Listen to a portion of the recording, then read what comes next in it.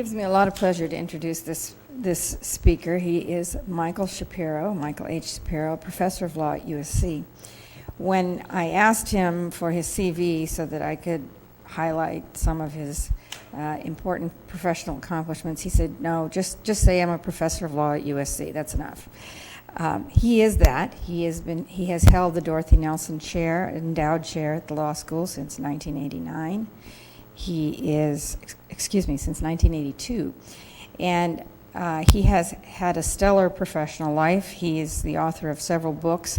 I brought one of them with me. It is Bioethics and Law. It's the standard textbook in the field, a new edition out last year. He's the lead author of that book. He's also written 60 or more articles and publications of various kinds.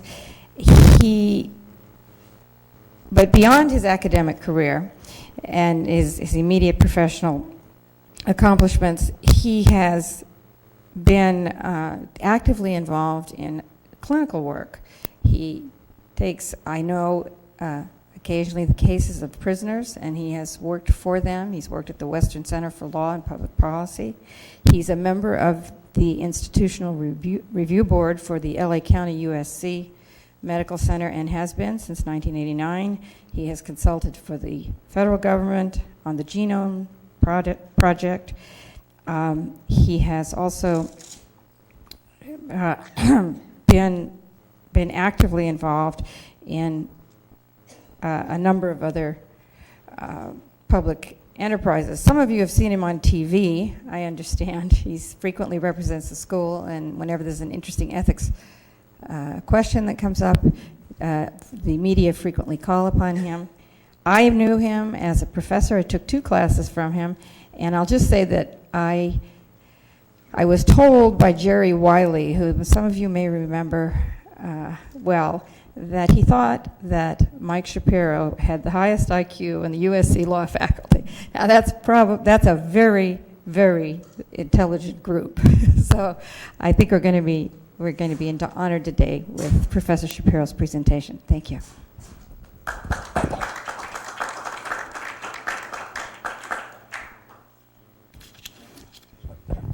going to have to take a minute to set up here. I don't get along with physical objects, which is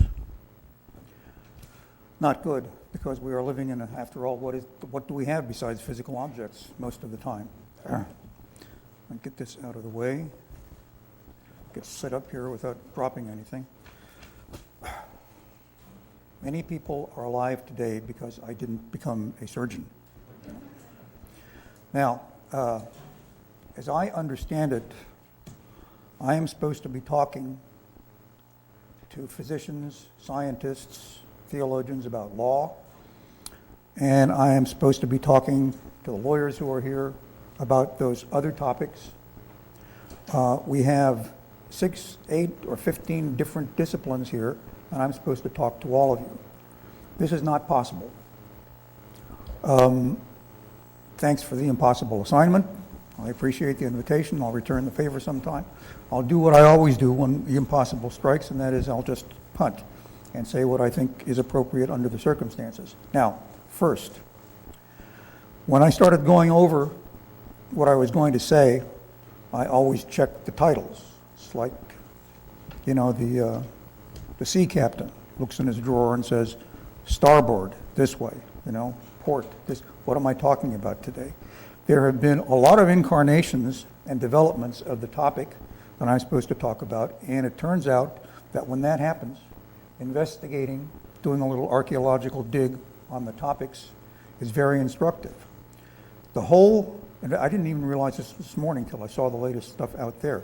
The first 2 words are apocalypse now, which of course reminds everyone of the smell of napalm. And it devolves to seeking justice, protecting rights in healthcare and disease. The shorter title is Human Rights and Disaster. The more specific explanation is seeking justice and protecting rights in healthcare. There are no contradictions here, but every iteration suggests another dimension and another framework. Now, originally, the title that I was supposed to be using was The Constitutional Balance Between the Public's Health and Individual Liberties. And it also appeared in the form, The Tension Between the Rights of Individual Citizens and Protection of the Broader Community in the Event of Disaster or Terrorist Attack. And finally, Limiting Access in Times of Crisis. Now, I'm going to take that statement of the title to have incorporated all the earlier formulations. This may not have been the intent of the framers of this conference, but I don't care. I'm here now and I'm doing the talking, so I'll incorporate them. Now, the sequence that I just articulated in explaining these titles, I did for a number of reasons. Every time you try to figure out exactly what you are talking about, you may be making assumptions, imposing frameworks, presupposing normative and descriptive generalizations, and stating the question may be tendentious. It may presume a lot of things that you have already decided. Limiting access in times of crisis is a phrase that suggests that there is some larger infrastructure of morals and law that makes this a problem. I'll give you one example, and then I'm going to get into the meat of what I'm talking about. Earlier in the development of the themes of the conference and the titles of the talk, the word public health appeared, and it's not there anymore. Nevertheless, most of the readings, many of the readings, and certainly much of everything that will be told to you later by Professor Gostin is going to be framed by using the term public health, and dropping the term actually doesn't really add anything. You think about the term public health and compare it with the phrase limiting access in times of crisis. The limiting access formulation focuses on the image of persons being the final destination for some medical treatment or some medical evaluation or the delivery of some healthcare commodity. It's not that it's done only at that point, because you would expect there to be some kind of abstractions or generalization about access, but talking about limiting access conjures up the picture of a very specific, concrete situation in which someone is deciding who is getting what dose of vaccine, what blood to transfuse, who to save, who to send back out onto the battlefield, and so on.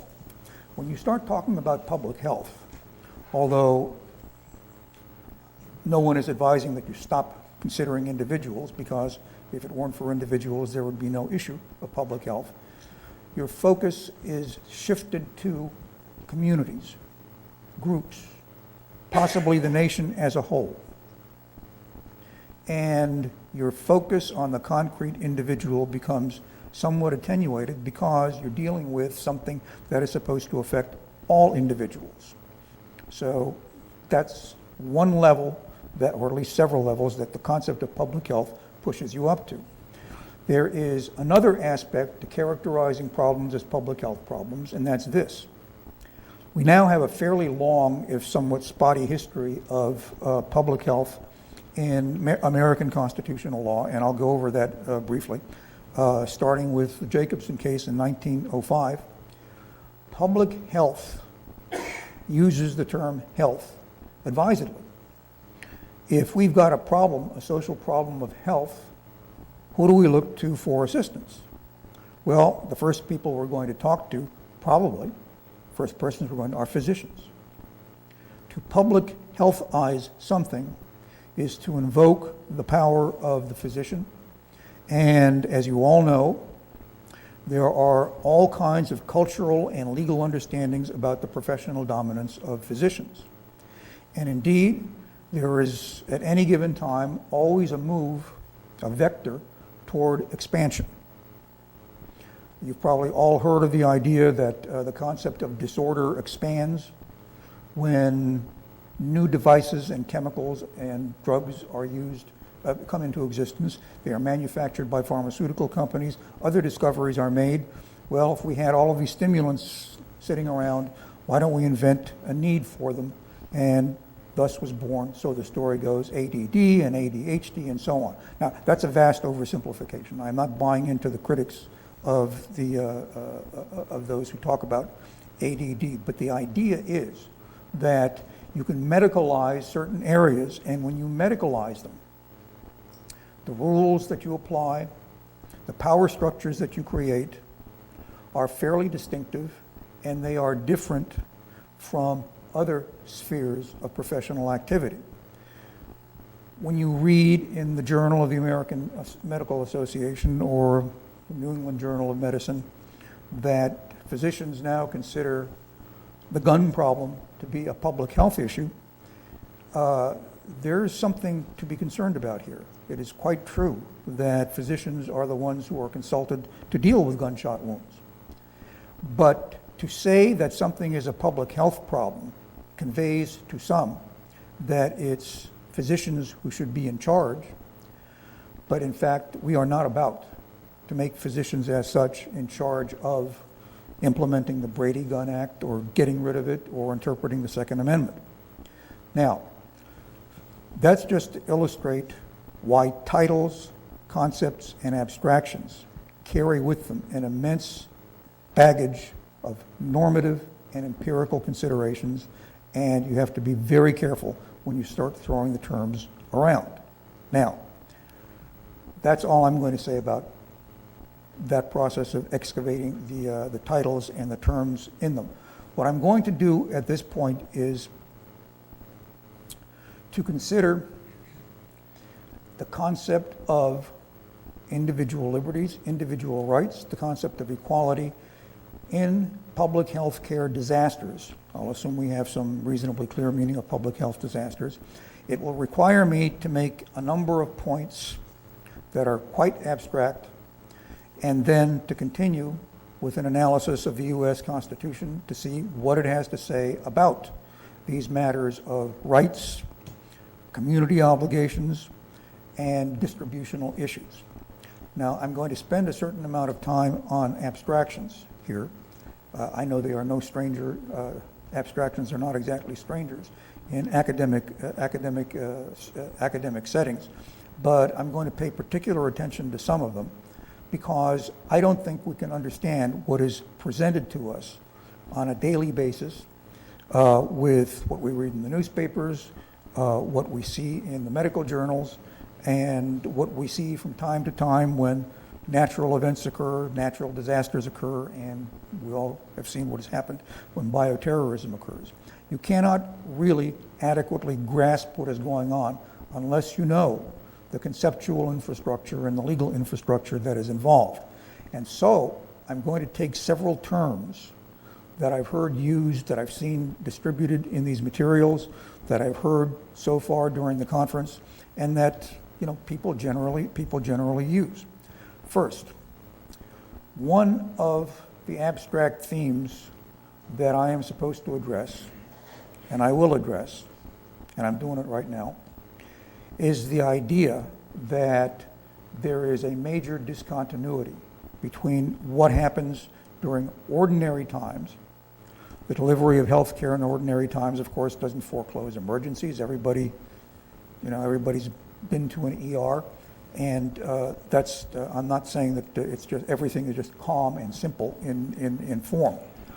But there is this notion that there is some kind of radical shift between the daily business of getting healthcare commodities to patients, to consumers, and what happens when you get a 9/11 or the earlier World Trade Center, or when you get the federal building blown up in Oklahoma, or when, I guess it's when, not if, one of these epidemics that we find starting with the chickens and the pigeons in other parts of the world start sending their viruses to human beings. And so we already know about the AIDS epidemic. We already know about the 1918 flu epidemic, which is supposed to have killed 20 to 40 million people. So there is a difference. I mean, there's no sharp line, but there is a difference between a massive catastrophe requiring health care and other services and relatively normal times. The idea is that as some people say, that the emergency situations, the large-scale emergency situations, are exceptional. They are exceptional because we have to give up the usual principles of justice, fairness, equality, utility, autonomy, and apply a different set because everything is different. Well, yes, things do change, but this is way too simple. And in fact, putting it that way is really, it's not so much incorrect as that it's illusory. And here is the point that I want to make. The world of abstractions exists as a hierarchy of levels of abstraction. There are greater abstractions, lesser abstractions, intermediate abstractions, things that are practically concrete. This is true everywhere, everywhere. Physicians will talk about the body, then they will talk about the bodily systems, then they will talk about the digestive system, the skin system, they'll break it down. There are different levels of abstraction all the way through every enterprise you engage in that is distinctively human. Now, start with the most general abstractions. Justice, fairness, justice as fairness. It doesn't make any difference if you are, a Rawlsian, a Nozickian, or have gone back to Locke and to others. Principles of justice and fairness and equality at the most abstract level come in different varieties. I don't expect them all to be reconciled, although sometimes the difference doesn't make any difference. But they come in different versions, and each version has its own sub-characteristics. And they get applied in progressively more precise circumstances. The demands of equality in one set of circumstances are no less demands of equality in other circumstances, even though the results look completely different. If you have people at random just wandering in your office, they're fungible, they're clones, and they are all equally sick, well, it really doesn't make much difference which one you treat first. You can do first come, first served, you can do a lottery. But it's no good to pick out a particular group and say, this is the group descended from the royal house. We're going to take these people first. That seems to be a violation of a principle of equality because the criterion is irrelevant to what the purpose is, and the purpose is assumed to be not to restore the house of monarchy, but to continue the enterprise of treating people. But those of you who have a legal background, you remember the old story about the Netherlands, the dam, the hole in the dam. The kid goes there, sticks his finger, tries to decide, should I stop the dam from bursting here? If I stop the dam from bursting here, it'll kill 100 people in the town over there.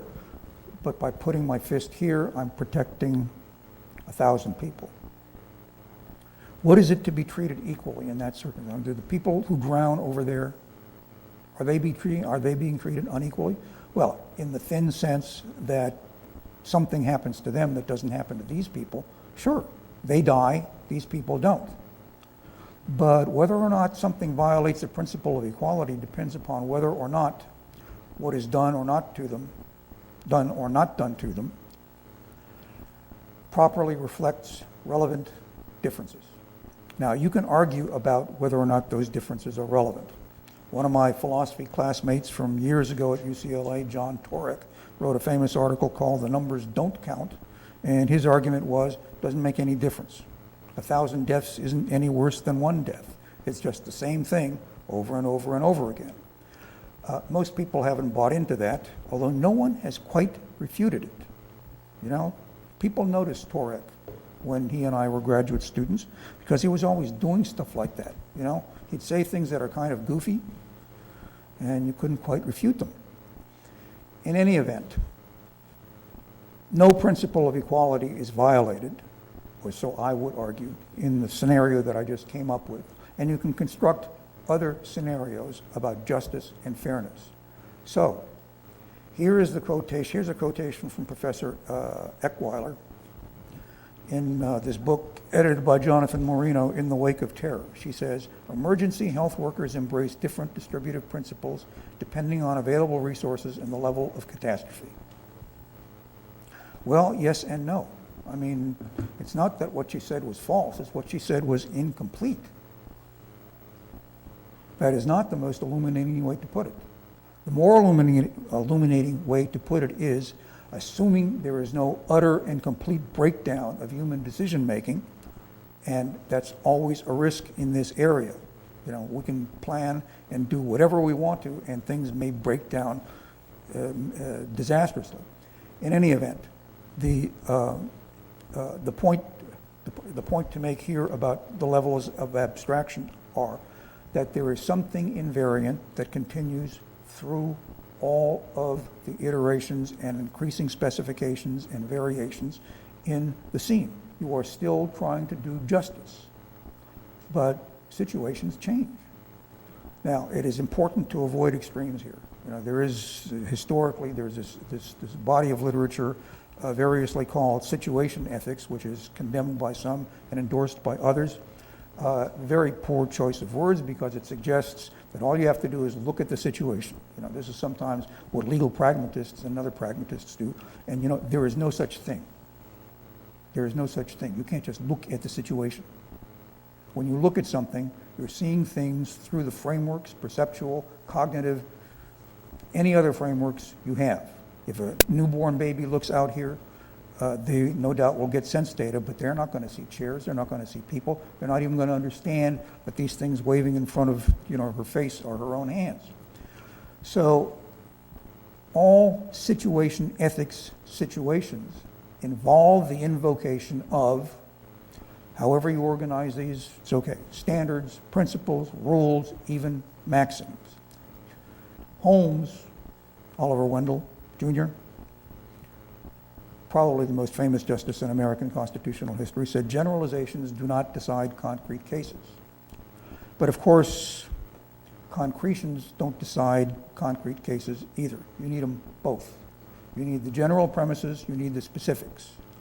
To take references to situations and to say that it is wrong to focus on the principles is wrong, because you do not know what, in any given situation, you are to look for, or what is to be material, except in the light of enduring rules. Now, it's true that over time, centuries, millennia, our understandings and our uses of these abstractions may change, but the point remains that these basic principles of justice do not dissolve as the situation becomes progressively more complicated and more detailed. That is really a fairly simple point. I am not making any claims to some giant insight here. It's just that it doesn't get said, and when it doesn't get said, it tends to be forgotten. And so you wind up with questions like, we've changed all the rules here, and we shouldn't be doing that. We're doing stuff here in an emergency that we would never dream of doing when it's not an emergency. Yeah, of course. That is to be expected. Not across the board, but that is exactly what you would expect to have happen.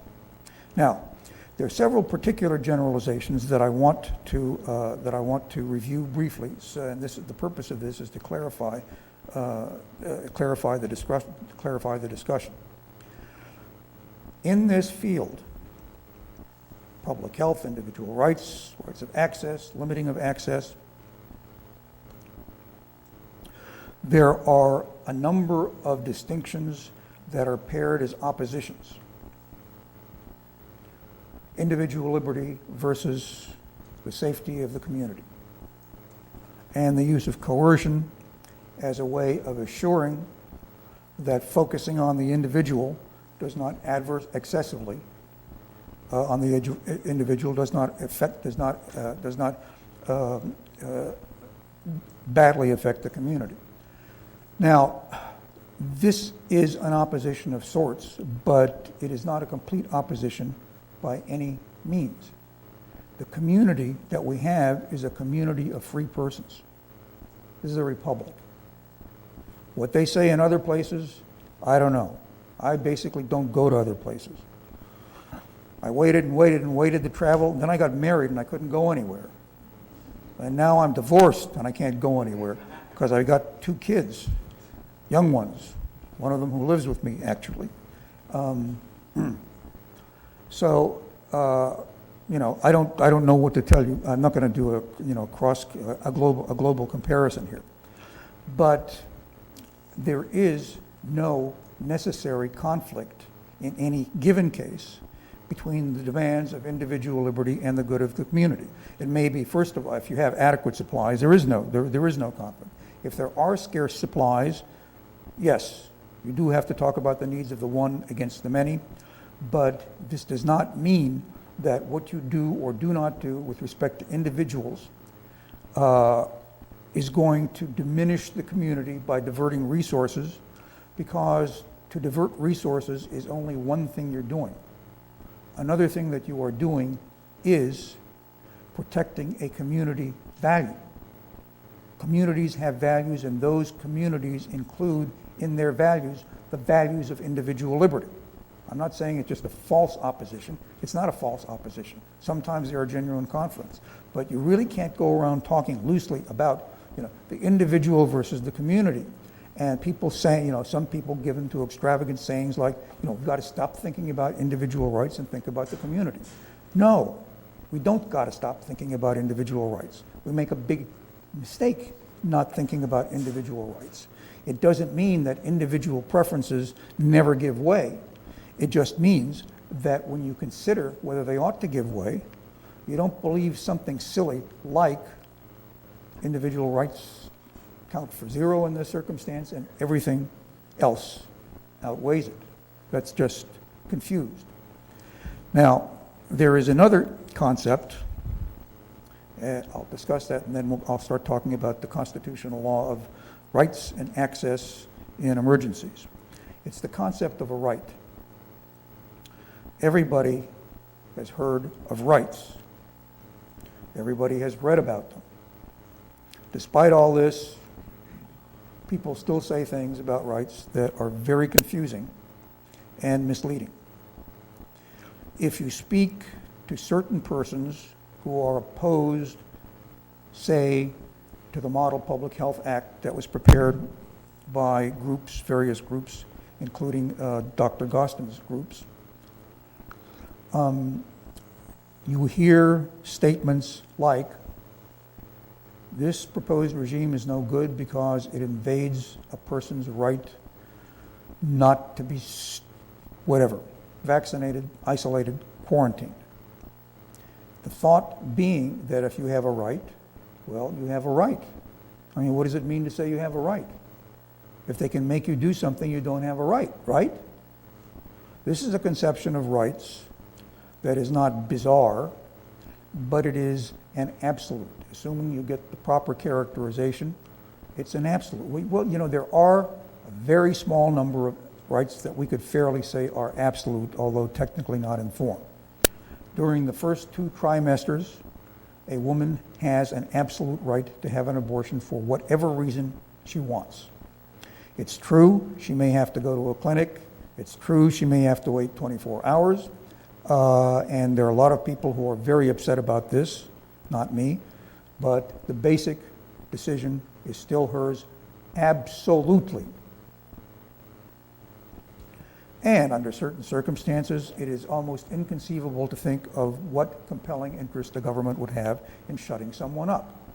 For example, I'm from Los Angeles. People give speeches in public squares, Pershing Square.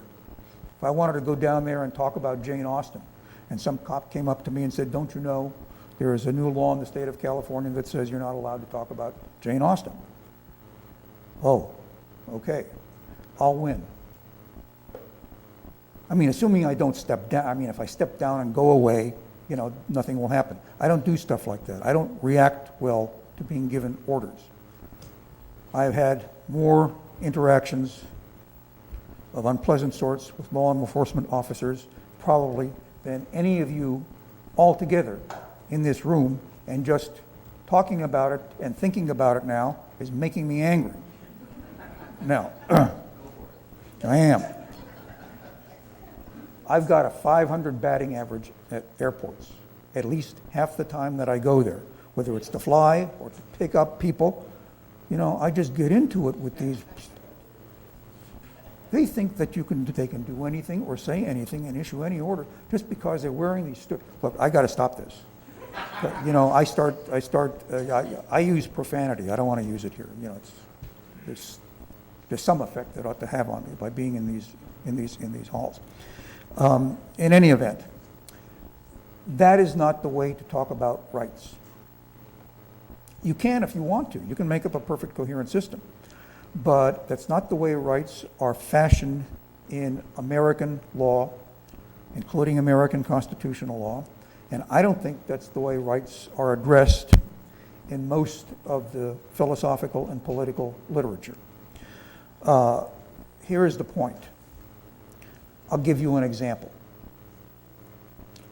I'm really strongly opposed to the government in the state of Mississippi. Okay, I have it in for the South. That's where my ex-wife moved. She moved to Tennessee. And as for the South being more pleasant and more civil, sorry, it's a big front. I got into more arguments with more people there than I do around here. And I don't want to continue on that anymore because I'm getting mad again. Now, the idea is that if I wanted to say it's time to take down the government in Mississippi, and if necessary, to do it by force and violence, there are plenty of people who would say that I have no right to say that, but they're just wrong. I can make any recommendations I want about the overthrow of any government I want to. But, the speech can change. I could change it from saying, I want that government overthrown sometime to, I want that government overthrown now. And then I add a few facts, like, it's not a very big or powerful government. I mean, this Mississippi state I made up, it's actually smaller than Rhode Island. And I have followers. I'm known to be able to inspire legions of people to action. In another life, I would have founded a new religion. But they're there and they're ready, okay? And I keep talking, and more people come. And they come with weapons. And they come with torches. And I say, today is a good day to die. That's Klingon, Star Trek. Right. At that point, they can stop me. That falls squarely within the authorization of the government to step in when what I'm doing is a form of advocacy that becomes incitement. Now, you can describe this in a lot of different ways. You can say you have an absolute right to talk about whatever you want to talk about as long as you don't incite. And then you can say you don't have a right to incite. You can talk that way if you want to. It's not the most illuminating way to talk to. And the way in which most constitutional lawyers talk to is say, look, if you want to open your mouth and say something, you've got a presumptive, prima facie right to do it. But if when you do it, the danger level goes up so much that a government acting rationally has a compelling interest in stopping you, they can stop you. Okay? So, for those who would say that in the Model Act, the authorization for compulsory vaccination or for quarantine or for isolation is a violation of rights, the response is, look, don't tell me you've got rights to this. You've got presumptive rights to this. You don't necessarily have bottom lines to this. And so the logic of rights analysis includes an algorithm that says, rate the right, but rate the countervailing interests. Now, you can go back to the drawing board as a philosopher and do something different, but that's the way it's done in constitutional law in the U.S., to which I will now turn. Now, one of the virtues, there are two basic virtues of turning to American constitutional law. Two. It applies. I mean, it's addressed to us, so we better find out what it says because it imposes limits on what we can do. Second, it is a really good heuristic for investigating problems of the sort that we are investigating now. Now, 1905 actually was a banner year. Several things happened in 1905. By far the most important things that happened in 1905 were the publication of Einstein's 5 papers, including special relativity, the photoelectric effect, and so on. That's where he did his Nobel Prize stuff, although he didn't get it for relativity. But although that is the thing for which 1905 is most famous, I guess it's a distant second, but the second thing is Jacobson versus Massachusetts. This is a Supreme Court case written by the first Justice Harlan. His name is John Marshall Harlan. It is humanly impossible to devise a name more appropriate for a Supreme Court justice. You know, there are justices' names, presidential names, and so he's got a justice's name. Jacobson versus Massachusetts, although it was decided in 1905, is still the single most frequently cited case in public health for the claim that non-voluntary actions can be required and failure to comply can be punished when the state undertakes certain kinds of public health measures. By the way, many of you will have access to the New England Journal of Medicine. The February 17th issue contains a short article about marking the 100th anniversary of Jacobson versus Massachusetts. Massachusetts had a law that required vaccination within the discretion and the power of certain authorities. They had had some smallpox outbreaks. Mr. Jacobson, it turns out, was a minister. I think he was within something called the Evangelical Lutheran Church, but I'm not sure. He was an immigrant from Sweden, which certainly didn't help. And you know, they weren't too cool with immigrants there in Massachusetts. Well, you know, it's Boston. You know, Boston has always had problems. You know, tea parties, things like that. It's not a place you want to go to at night. Now,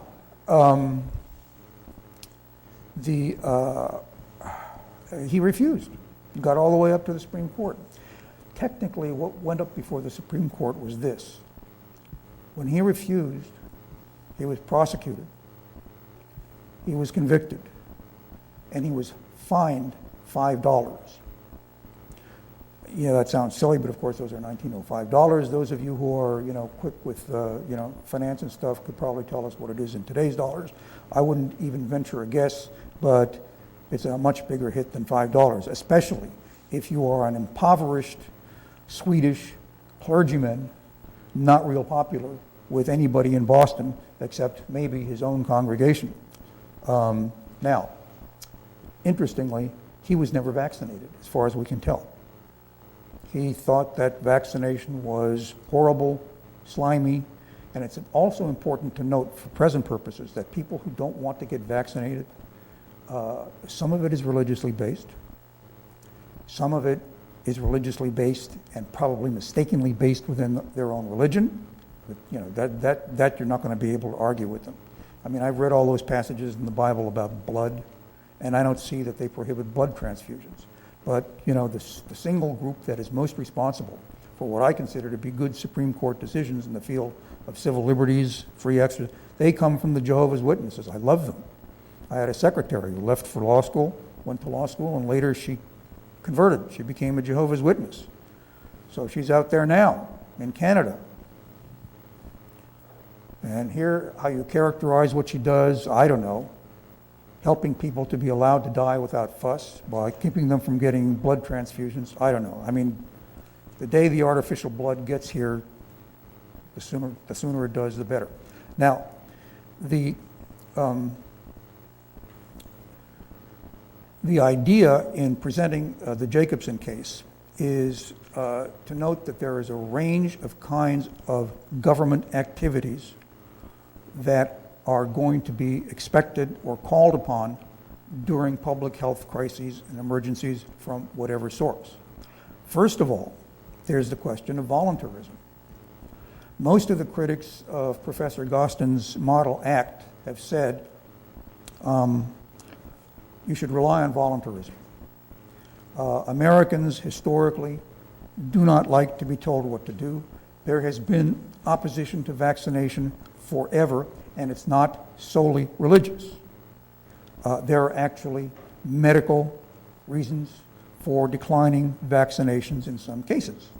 Years ago, after my older son got his DPT, pertussis vaccine, he had the standard reaction, straight out of the textbook. You know, his fever went up, he was pretty ill. You know, we talked to the pediatrician and said, well, you know, post hoc doesn't prove it, but it's pretty likely that what happened was because of the DPT. We went there the next time. This is a very good pediatrician office, so, you know, this is not critical, but, you know, they're busy people. They were about to haul him off for his second DPT shot, and I said, wait a minute. They know when I say, wait a minute, I got something on them. I said, didn't he have a negative reaction? Oh, yeah, I didn't see that. Thank you. You're welcome. I intimidate those people. I love it. Now, I mean, they're doctors after all. And there are legitimate health reasons, and indeed, you know, these aren't perfect magic bullets. I mean, you know, you've got a 1 in a million shot of getting polio if you get the polio shot. Anyway, how did the Supreme Court of the United States conceptualize this? All right. Now, I'm going to move to a brief explanation of what goes on in a certain class of constitutional law case. You know, I don't want to sound like I'm teaching a law school class, but you are not going to be able to understand the notion of rights in this context unless you understand the basic law from which it comes. The U.S. Constitution has two key provisions that are relevant to this. It has several, but I only focus on two. The 14th Amendment and the 5th Amendment. The 5th Amendment is a limitation on the federal government. 14th Amendment is a limitation on state governments, state action, all right? There are some very brief phrases in the 14th Amendment. One of them says you cannot deprive a person of liberty without due process, implying as an ordinary language corollary that if you get due process, you can deprive them of liberty, right? It does not announce an absolute. It's saying you cannot deprive someone of liberty without due process. There's also an unqualified provision that talks about denying equal protection of the laws, but it turns out that it's not really unqualified. So you've got two basic concepts, liberty and equality. No one is really quite sure why they strung together the terms equal protection, but we'll just talk about it as equality. Now, what does it mean to say that you can't take your liberty without due process? What kind of liberty? Look, sometimes I'm in a hurry, you know? So I want to cross the street against the red light. I do it, okay? I actually don't, but, you know, I'm making up a story here. I'm very law-abiding. This is to reduce the number of instances in which I get into arguments with police officers. Now, when I do cross the street there, if there's a cop around, he might give me a ticket. My liberty has been infringed in the sense that I wasn't able to pursue my preferences.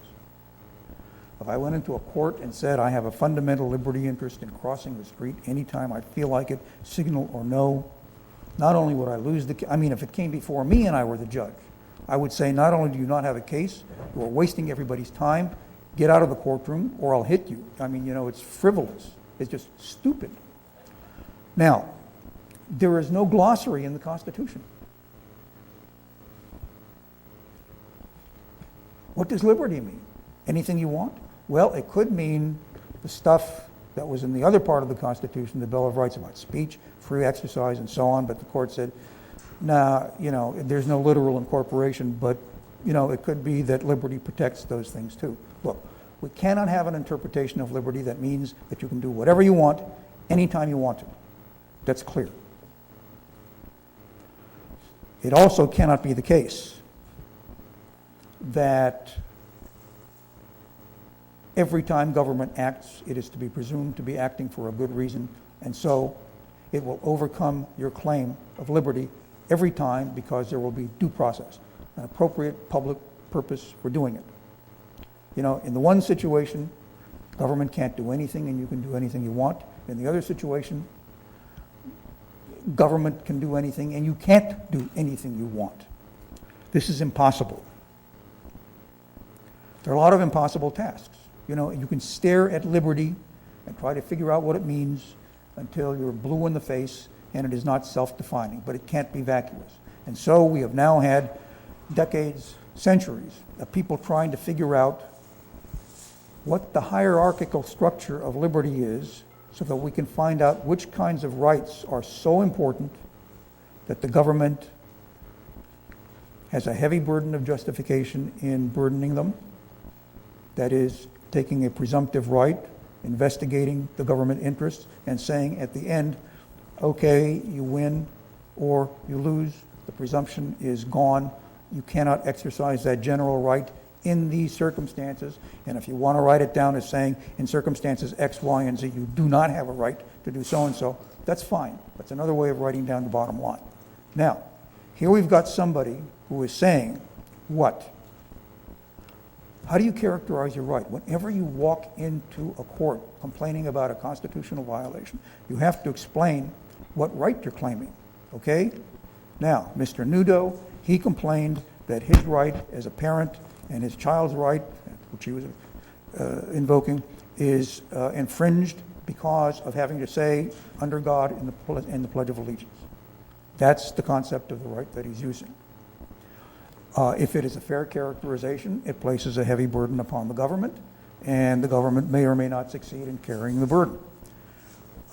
If I maintain a free speech claim, and someone says, no, that's not just, you know, it's the presumption's overcome. You got too close to the line of incitement.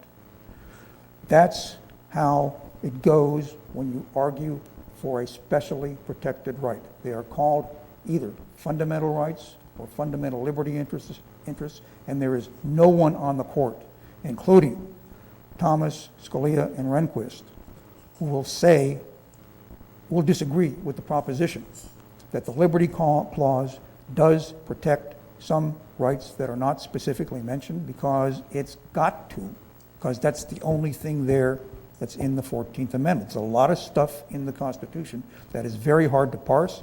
Much of it was put there because the framers just didn't know what to say, and in fact delegated it to us to figure it out, which makes a lot of interesting puzzles.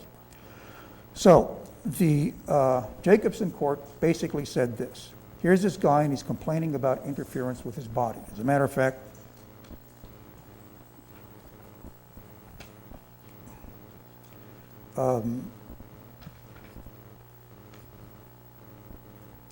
Harlan says, he's describing this person's argument, referring to the inherent right of every free man to care for, what the free man was stuck in there for, I don't know. This was way past slavery, but whatever. Maybe he meant out of prison. The inherent right of every free man to care for his own body and health in such a way as to him seems best, and that the execution of such a law against one who objects to vaccination, no matter for what reason, is nothing short of an assault upon his person. Okay, that's a fairly loose way to describe the nature of the right. Then Harlan says, but the liberty secured by the Constitution of the United States to every person within its jurisdiction does not import an absolute right in each person to be at all times and in all circumstances wholly freed from restraint. Okay. And then he says we should defer to the judgment of the legislature in deciding whether or not there is a significant rational reason for this. Now, if the exact same case came up today, I have no doubt that the same bare outcome would occur. That is, Mr. Jacobson's conviction would be affirmed, and he's out the $5. It's not clear exactly what the court would say. And here again, I want to put in another sidebar. We are talking at a very basic and fundamental level. One could say, look, this case was decided in 1905, that's a century ago. Are you telling us that these basic issues are still open to recharacterization, re-resolution, and things are not certain? Yeah. In fact, it's precisely because the issues are so basic that they don't get resolved. When you're talking about foundations and basic values in tension, you are at a point where there are no greater or higher overarching concepts to help you solve them. There are limitations to the extent to which we can specify a deducible meaning from the concepts of justice or fairness or equality and their interactions with each other. Those foundations will not be settled in an algorithmic way any more than we will someday calculate the last digit of pi. It's built into these concepts to be indeterminate. And there is a serious question about how this would be framed today, and I'm going to explain it briefly because that will be the current constitutional framework that we'd have to apply to the rest of these issues about individual rights and limitations on access. The court uses a loose algorithm. It's kind of a meta-argument based upon the Constitution called a standard of review. The standard of review looks at the Constitution, sees a hierarchy of rights, sees that some are more important than others. If a certain kind of right comes before the court and it is not highly rated, the court is basically going to say, no problem. It is technically not going to second guess what the government does, even though it invokes phrases like, it must be rational. If you have specific, particular kinds of rights that we now think are highly protected as fundamental liberty interests, mentioned or not, the right to abortion, the right to certain kinds of informational privacy, then, as the court puts it, the government cannot infringe it without a compelling interest used in a way that substantially furthers the goal in the least intrusive way. All right. Now, there are two possible ways for Jacobson to come out today. And it may be squarely an issue any day. We don't know what's going to happen tomorrow. This case came down in what constitutional lawyers call the Lochner era. It was an era in which the Supreme Court was regularly striking down legislative acts on the theory, loosely speaking, that business regulations that came before the court were interfering with freedom of contract, which was in effect viewed as a major fundamental right. The Lochner case was a case in which the Supreme Court struck down a New York statute that specified maximum hours and minimum wages for bakers. That was partly an economic measure. It actually partly was also a public health measure because it was thought that the bakers had a particularly dangerous occupation, and it appears that they did. At that time, the Supreme Court was according high value to rights asserted on behalf of property interests, business interests, freedom of contract, and was paying virtually no attention to the concept of rights based upon personal individual preferences. 1905 was before the First Amendment had even been applied to the states. As a matter of fact, there were no significant First Amendment cases prior to World War I. There were some cases that involved it, but they were peripheral. We actually didn't get even a grudging statement from the U.S. Supreme Court that the First Amendment applied to the states via the 14th Amendment until the Gitlow case in the 20s.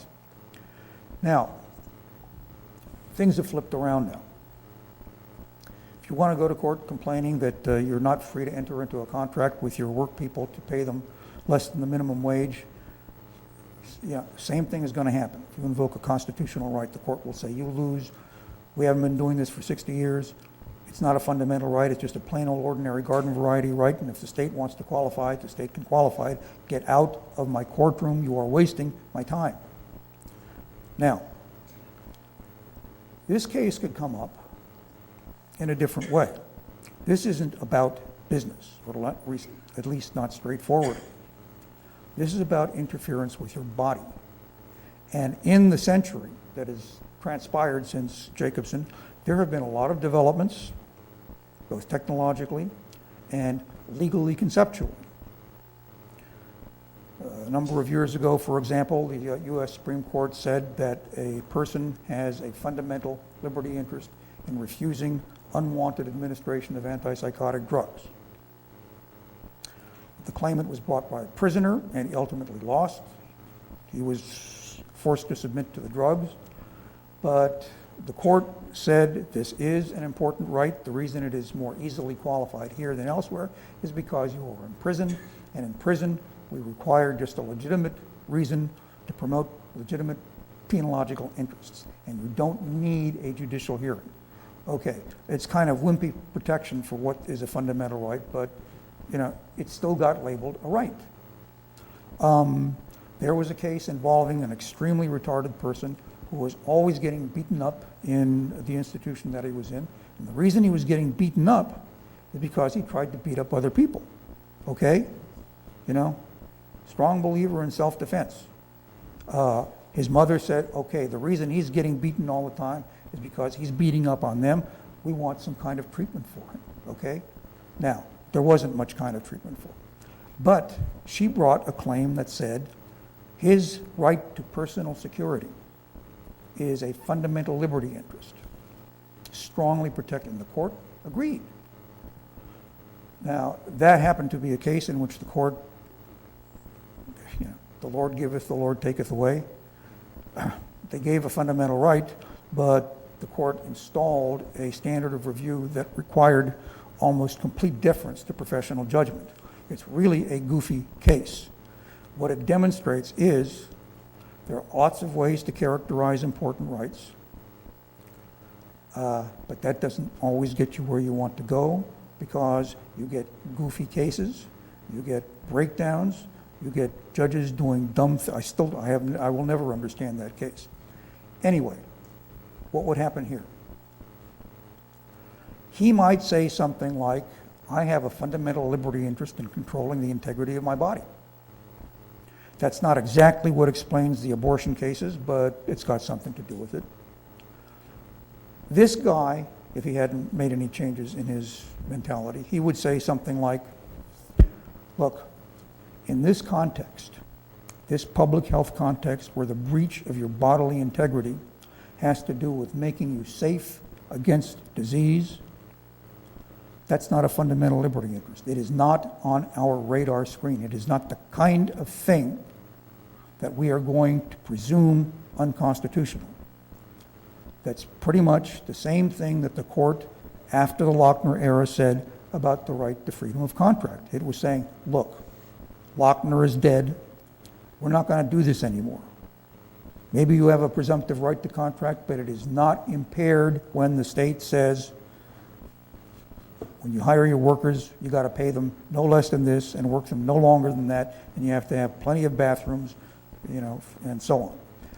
Now, the court could very well say, again, there is no fundamental right. And if there is no fundamental right, what the court will apply is the so-called rational basis test, which means all you have to do is find some minimal reason that makes sense. It doesn't even mean that. Well, look, there are all kinds of things that the court could have inquired into at that time. The actual status of smallpox, 5 minutes? Okay. The actual status of smallpox, whether the vaccine was effective, and so on. It didn't investigate any of these things. Okay? Now, imagine a different way of doing it. The court looks at what is done in the field of, antipsychotic drugs and so on and says, look, there is a fundamental liberty interest in not getting yourself stuck with a needle, especially a needle that has got either dead or alive viruses in it. The court could say that is a fundamental liberty interest. We are presuming that what the state did is unconstitutional. The state has to sustain its burden of proof, and the state could say, look, this is a highly contagious disease. You can switch to tuberculosis or anything else and make it quarantine or isolation. This is a compelling interest, and there's no other way to do it. We have looked at the record. All medical authorities are agreed on the efficacy and the safety of the smallpox vaccine, and so on and so on and so on. you lose. So he loses both ways, Mr. Jacobson. But the way he lost the second time is radically different from the way he lost the first time. The way he lost the second time actually would be anathema to most public health officials and to many lawyers in public health, because it puts the government to the proof too often and strains its resources.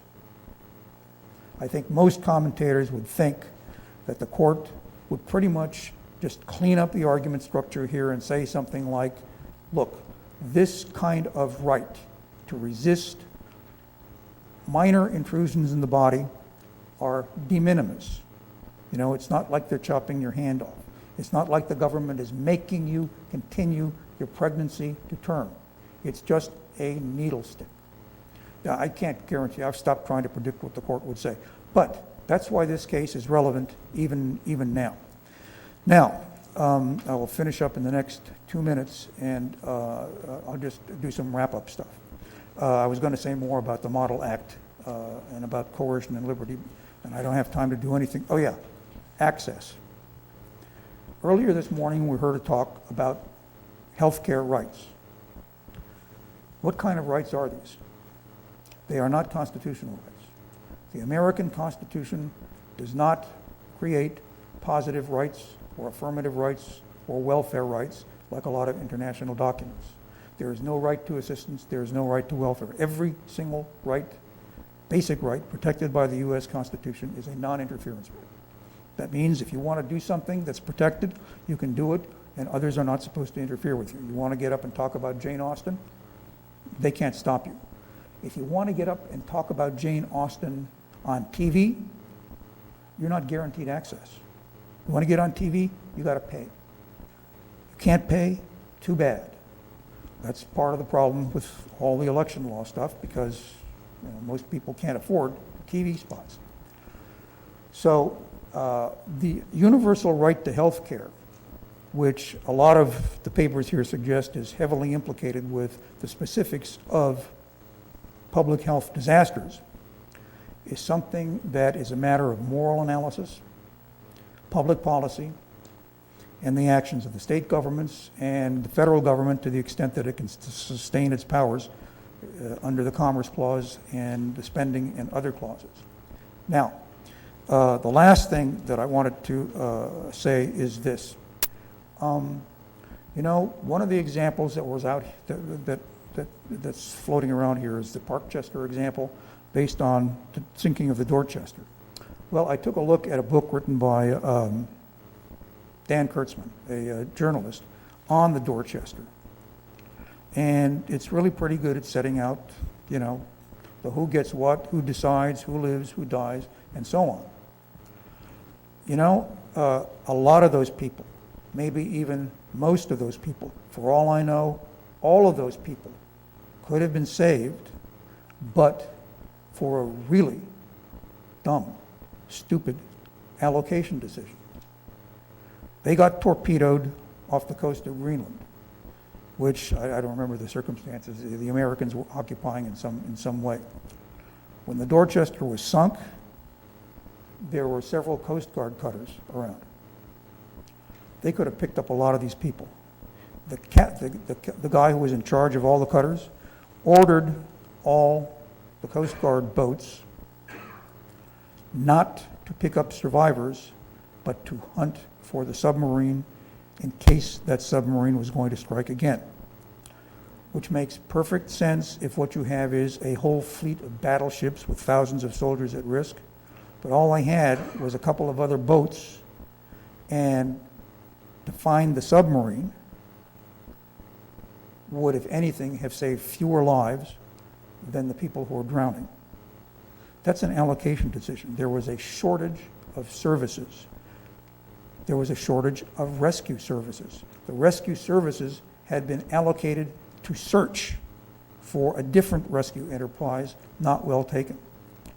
All of this stuff about the coming disasters, dislocations, a lot of the commentators have said, okay, Model Act's fine, but you have to increase the supply of resources, and you have to make sure people can get in touch with each other, and you have clear lines of communication. Now, there's a battle about the Model Act Some people think it represses liberty too much in the name of the community. I've already talked about that opposition. But you know, whether the Model Act embraces liberty, enhances it, or impairs it, depends on your baseline. If you take that Model Act, those of you who've seen it before, and you compare it to what exists in California and other states, there's a lot of stuff in that Model Act that more explicitly protects private individual interests than in the other statutes, many of which go back decades and are very antiquated. The one thing that sticks in the craws of a lot of people is the power of the governor to issue emergency, to declare an emergency. I'll leave that aside. But to people who are comparing public health rights not with public health as it has been practiced for the last century and a half, but with an ideal, well, the Model Act